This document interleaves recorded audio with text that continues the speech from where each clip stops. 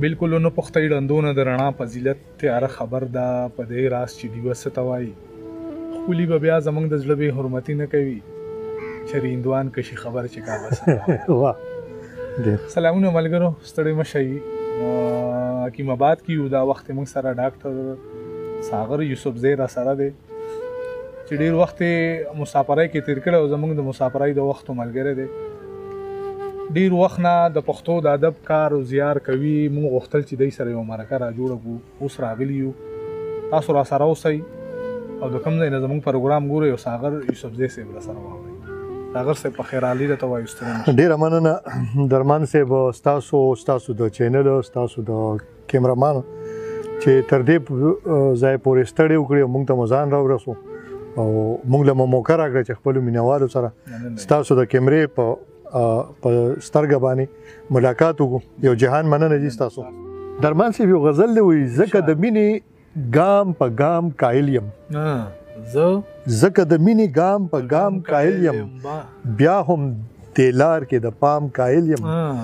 ځکه د مینې ګام په ګام قایل یم بیا هم د لار کې د پام قایل یم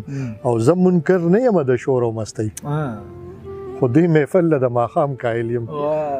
زه منکر نه یم د شور او مستۍ خو دې محفل له د ماښام قایل یم او چې د یو بله شوګیره په سر وي بیا په سحر کې د آرام قایل یم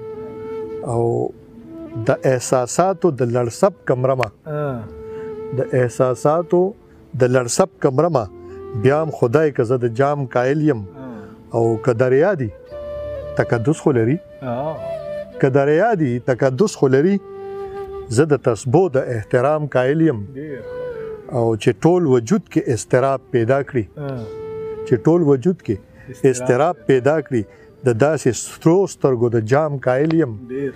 او د جنکۍ سورې او بیخي اوازې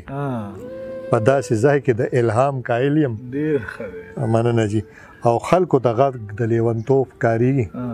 خلکو ته غږ د لیونتوب ښکارېږي ساغره زه د کلام قایل یم مننه جی درمان صاحب یو وړوکی غونې دغه دی وایي نن مې یو زوړ تصویر تر مخې راغلو د خپلې مور سره په څنګ کې ناست وم څه نوې بوډۍ شوې ومه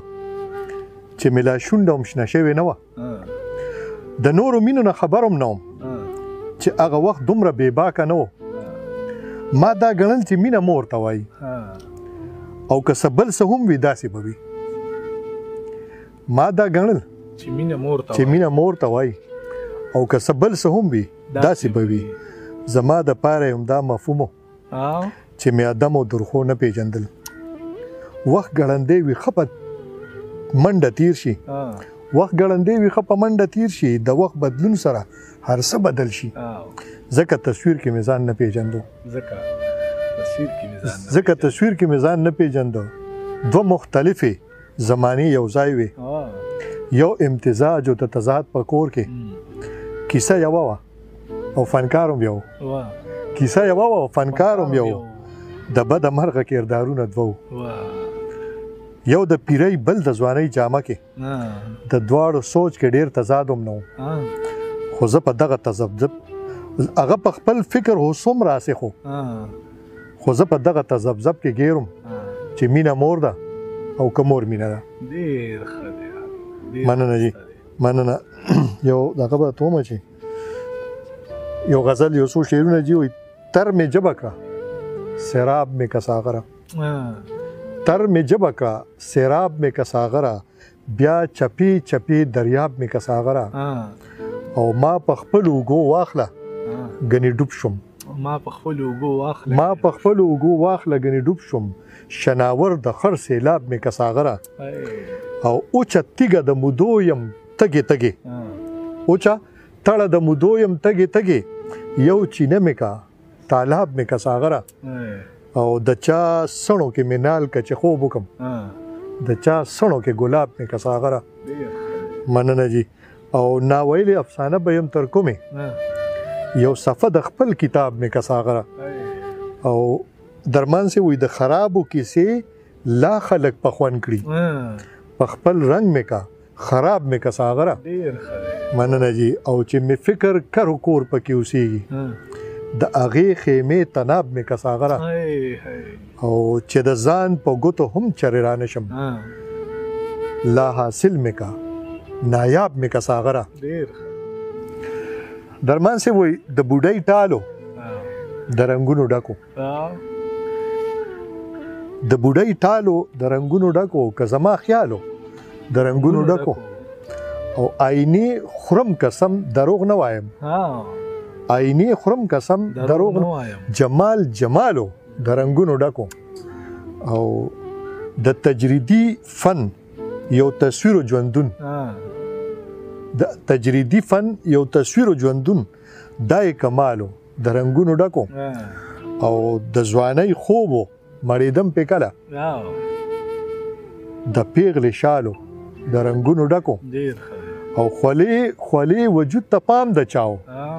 که په شکالو د رنګونو ډکو او د حساب نو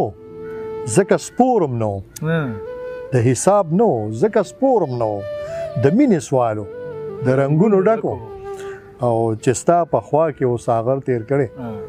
دغه یو کالو د رنګونو ډکو مننه جی نه ستومانه او نه خجل دی نه ستومانه نه خجل دی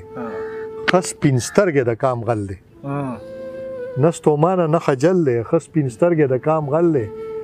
او همدردي مې ورسره ده چې غلا نه د بل څه چل دی او مخامخ اوږه د بل ده دا ټوپک مردار د بل دی او د منظر شاته بل څوک دی دا یقین مثل پسل دی